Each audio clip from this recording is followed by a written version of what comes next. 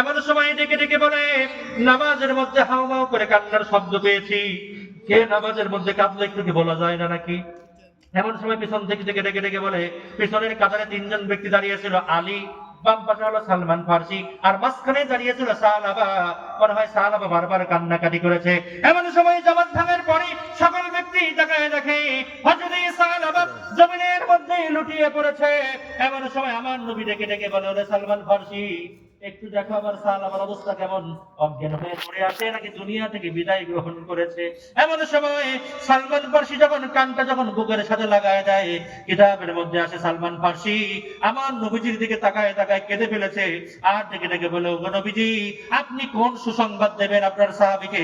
নামাজের মধ্যে দাঁড়ানোর পরে আপনি যখন আল হাকুবুত তাকাসুর বলেছিলেন, আমরা তার পাশেই দাঁড়িয়েছিলাম, থর থর করে কেঁপেছিল। আল্লাহু আকবার বলেন। দ্বিতীয় আয়াতে কারিমা যখন টান দিয়েছেন, হাত্তা যুরতুমুল মাকাবির যখন বলেছেন, সঙ্গে সঙ্গে সাহাবী জমিনের মধ্যে লুটিয়ে পড়েছে। আর তার কোনো সারা শব্দ পাওয়া যায় নাই। দুনিয়া থেকে আপনার সাহাবী বিদায় নিয়েছে, আপনার সাহাবী আর দুনিয়ার জগতে বেঁচে নাই। আমার নবীজি হাউমাউ করে কেঁদে দিলেন। ছোট্ট সামান্য হাত ধরার কারণে আমার সাহাবী যে অনুশোচনা করেছে, বারবার কান্নাকাটি করেছে, আরে আমার সাহাবীর জন্য আমার মায়া লেগে যায়, দুনিয়া থেকে বিদায় হয়ে গেল। ও আমার প্রাণের সাহাবা, আমার সাহাবী দুনিয়া থেকে বিদায় হয়েছে, আর একটা সেকেন্ড দেরি করা যাবে না, দ্রুত আমার সাহাবীর জানাজার ব্যবস্থা করে দাও। আমি রাসূল আমার এই সাহাবীর জানাজার মধ্যে উপস্থিত থাকবো। একটু জোরে বলা যায় নাকি সুবহানাল্লাহ? আমার ভাইয়েরা, বাবাজিরা, জানাজার ব্যবস্থা করা হলো। একটু আমার দিকে তাকান। আপনাদের এই মাদ্রাসার মধ্যে পিটি হয় কিনা জানি না, কিন্তু বাগাবাড়ি ঘাটের মধ্যে আমার যে মাদ্রাসা আছে, এই যে আমার বড় সন্তান পাশে বসে আছে, প্রত্যেকদিন সকালবেলায় শীতের দিনে পিটি করানো হয়। একটা পিটি আছে একটু বৃদ্ধাঙ্গুলের উপর যারা একটু উঁচু হতে হয়, আছে না এরকম? আমার নবীজি জানাজার ময়দানে আছে, কিন্তু আমার নবীজি বৃদ্ধাঙ্গুলের উপরে ভর করে, পায়ের উপরে ভর করে করে কেমন করে করে যেন হাঁটে। মারহাবা কর না। আমার নবীজি বারবার আঙ্গুলটার উপর ভর করে হাঁটে। এমন সময় সাহাবী কিরাম চিন্তা করে, আমার নবীজি কোনদিনই তাকে এইভাবে তো হাঁটতে দেখি নাই। আজকে সাহাবার জানাজার মধ্যে বৃদ্ধাঙ্গুলের উপরে ভর করে, পায়ের উপরে ভর করে উঁচু হয়ে হয়ে দূরে দূরে পা ফেলে কষ্ট করে হাঁটে। কারণ তাকে একটু নবীজির কাছে জানতে চাই। জানাজা যখন শেষ হয়ে গেল, আমার নবীজিকে প্রশ্ন করে বসলো, ওগো নবীজি, একটু কি বলা যায় না, আপনি সাহাবার জানাজা শেষ করার পরে সামনের দিকে এখন আগাচ্ছেন, এখন তো ভালোভাবে সুস্থভাবে হাঁটতেছেন, কিন্তু জানাজার নামাজের মধ্যে মাঠের মধ্যে যখন হাঁটাহাঁটি করলেন, কেন আপনি বৃদ্ধাঙ্গুলের উপর ভর করে, পায়ের উপরে ভর করে কষ্ট করে কেন আপনি হাঁটলেন?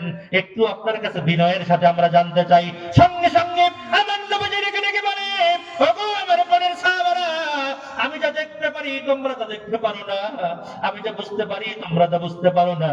আমি নবীজি জানাজার ময়দানে লক্ষ্য করে দেখেছি, এই দুনিয়ার জগতে কত মানুষগুলো জানাজায় শরীক হয়ে গিয়েছে। এই জানাজার মধ্যে শুধু মানুষ শরীক হয় নাই, এই জানাজার মধ্যে আল্লাহর পক্ষ থেকে হাজার হাজার লক্ষ লক্ষ ফেরেশতা এই জানাজার মধ্যে শরীক হয়ে গিয়েছে। চিল্লা বলা যায় নাকি একবার সুবহানাল্লাহ? নারে তাকবীর! জানাজার মধ্যে মানুষের পাশাপাশি কারা শরীক হয়েছে বলেন সবাই? ফেরেশতা শরীক হয়ে গিয়েছে। এই জন্য রাসূল বলে, আমি কষ্ট করে আমি হেঁটেছি। এরপরে নবীজি বলেন, আমার প্রাণের সাহাবারা, আমার অন্তরের বিশ্বাস, আমার আল্লাহ তাআলা আমার সাহাবার এই তওবা চাওয়াটাকে, অনুশোচনায় আল্লাহর কাছে বারবার বলাটাকে এত সুন্দরভাবে পছন্দ করে নিয়েছে। আমার আল্লাহ তাআলা আমার সাহাবাকে জান্নাতি হিসেবে কবুল করে নিয়েছে। জোরে বলা যায় নাকি একবার সুবহানাল্লাহ? ঈমানের পথে অবিচল থেকে আমার মরণ যেন হয়, ঈমানের পথে অবিচল থেকে আমার হয়, তোমারই কাছে মিনতি আমার, তোমারই কাছে মিনতি আমার, মহামহিম দয়াময়, ঈমানের পথে অবিচল থেকে আমার মরণ যেন হয়। আল্লাহুম্মা আমিন বলেন। আল্লাহুম্মা আমিন।